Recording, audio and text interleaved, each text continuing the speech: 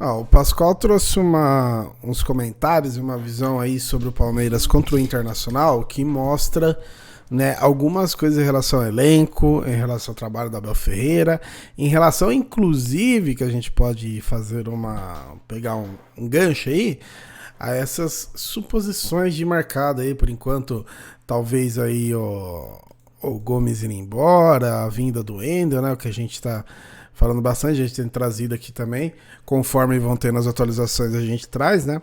Então vamos ver o que ele falou aí, que eu achei bem interessante, e depois eu comento, beleza? Bora!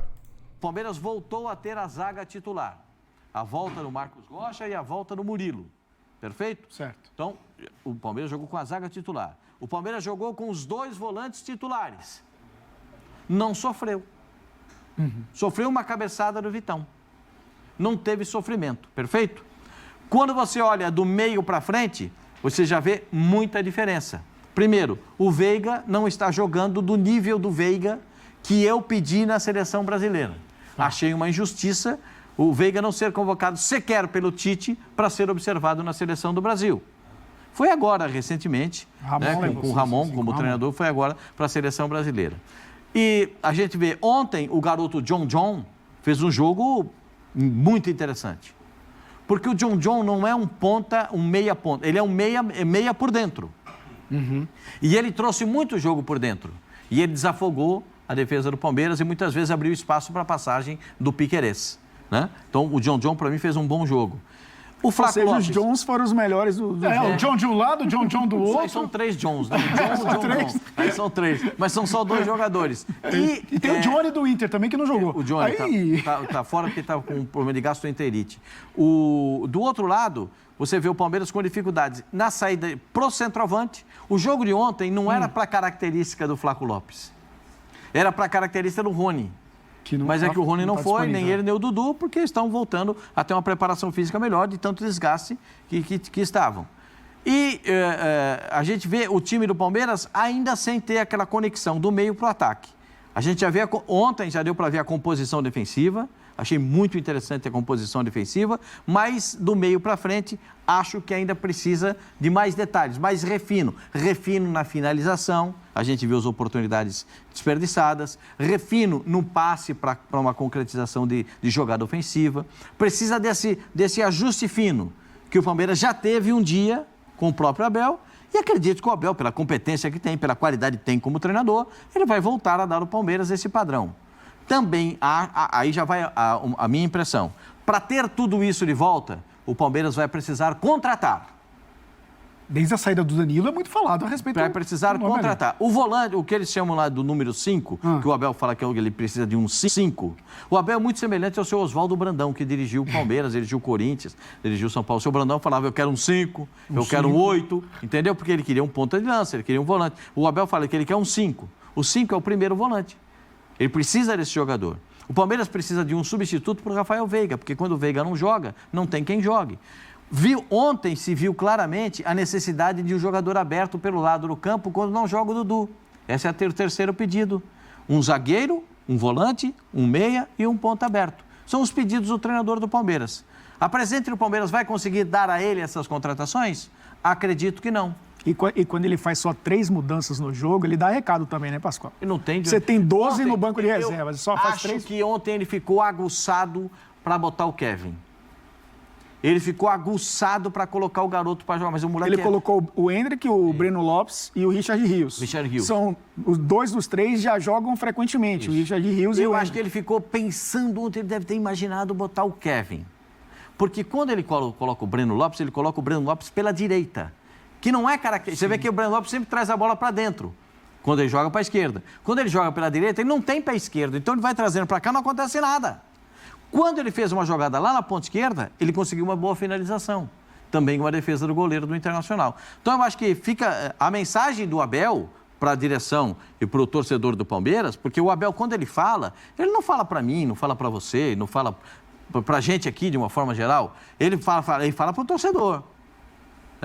Ele manda a mensagem para o torcedor do que ele precisa, das necessidades que ele vê, do que ele está entendendo. Quando ele diz, por enquanto eu estou me entendendo bem com a diretoria, quando não me entender eu vou embora, entendeu?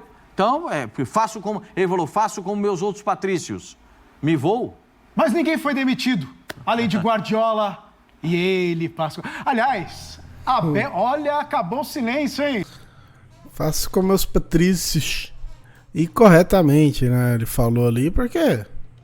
É que, assim, o Luiz Castro foi por muita grana, né? O Luiz Castro não era por esse problema. Mas, né, o que eu queria trazer é exatamente isso, né? O Pascoal fez uma análise em relação ao time, é perfeito, ao meu ver.